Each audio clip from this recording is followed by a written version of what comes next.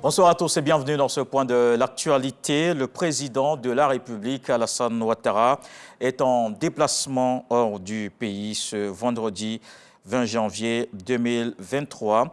Le chef de l'État a pris la direction de l'Hexagone. Il a donc quitté Abidjan à partir de l'aéroport Félix Houphouët-Boigny de Port-Bouët pour un séjour en France.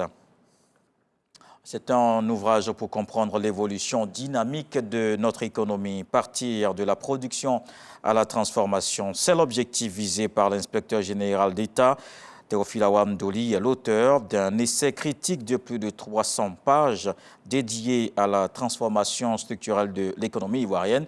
Le Premier ministre Patrick Achi était à la cérémonie de dédicace ce jeudi après-midi. L'œuvre met en lumière l'état des lieux, les enjeux actuels et les grands défis en lien avec le contexte mondial, puis les perspectives.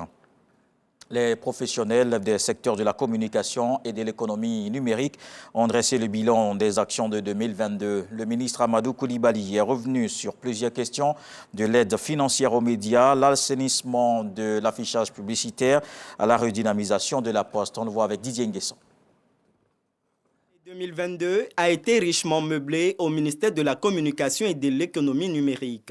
De la réforme de la communication publicitaire au décret sur les startups, en passant par de nombreux projets de loi qui, à terme, renforceront l'arsenal juridique du secteur, le ministère a bouillonné. À l'entame de la nouvelle année, chacun des acteurs fait le point de son secteur. Dans une étude réalisée en 2022 par le groupe de la Banque mondiale, et je cite, « La place du numérique dans l'économie ivoirienne progresse rapidement. En 10 ans, le nombre d'utilisateurs d'Internet est passé de 9% à 34% de la population. Le secteur des services de télécommunications a généré un chiffre d'affaires de 1139 milliards de francs CFA en 2021, soit près de 2 milliards de dollars, ce qui représente 3% du PIB, près de 3 000 emplois directs et plus de 100 000 emplois indirects. La signature d'un contrat de performance entre l'État de Côte d'Ivoire et la SNPC pour la période 2023-2025, le soutien apporté à l'État a été presque qui a permis d'aider la société à éponger une partie de ses dettes vis-à-vis des éditeurs locaux et internationaux. Plusieurs conventions ont été signées en 2022 par la Poste avec des partenaires sur des sujets à caractère numérique. La politique gouvernementale en matière de communication et d'économie numérique, mise en œuvre par le ministre de tutelle Amadou Coulibaly, a été en 2022 un vaste chantier avec un taux d'exécution satisfaisant. L'étude de la restructuration de la gouvernance des structures du secteur de l'économie numérique. Nous avons aussi initié l'opérationnalisation de la stratégie nationale du développement du numérique, la création du Comité national de digitalisation de Côte d'Ivoire, CNDigit. Nous avons également lancé l'étude sur l'analyse du nouveau modèle économique du secteur de la presse. Une réforme du secteur de la publicité en Côte d'Ivoire à travers une digitalisation complète. Les défis restent importants en perspective, notamment les moyens mis à la disposition de la RTI pour la réussite de la couverture médiatique de la CAN 2023 qui se jouera en 2024. Le déploiement total de la TNT sur le territoire national en réglant le problème des zones blanches et le doublement de la contribution de l'économie numérique au PIB passant de 3 à 6%.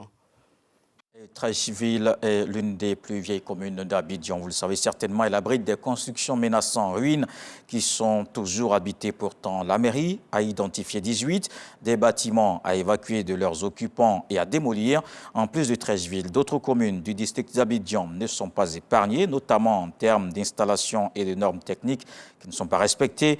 Le ministère de la Construction en a identifié à ce jour 79 bâtiments. Alors, question, comment amener les habitants à quitter rapidement les lieux pour éviter le pire, surtout comment restructurer les quartiers ciblés. Gros plan sur ces bâtisses dangereuses à démolir à Abidjan dans le dossier vu d'ici à suivre dans le 20h. Dans le reste de l'actualité, au Burkina Faso, au moins 18 morts, dont 16 supplétifs de l'armée. C'est le bilan publié ce vendredi 20 janvier par des sources sécuritaires. Elles évoquent 2 attaques de terroristes présumées dans le nord et le nord-ouest du pays. Le Burkina Faso, en particulier dans sa moitié nord, est confronté depuis 2015 aux attaques de groupes djihadistes. La semaine dernière, une soixantaine de femmes ont été enlevées près de Darbinda. On termine avec le forum de Davos. Le climat est un sujet phare à cette réunion. Cette année, les responsables de la destruction de la planète pointaient du doigt.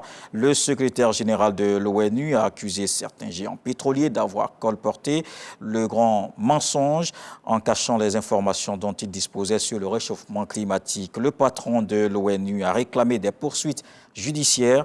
La militante suédoise pour le climat, Greta Thunberg, appelle à une pression publique massive contre les énergies fossiles.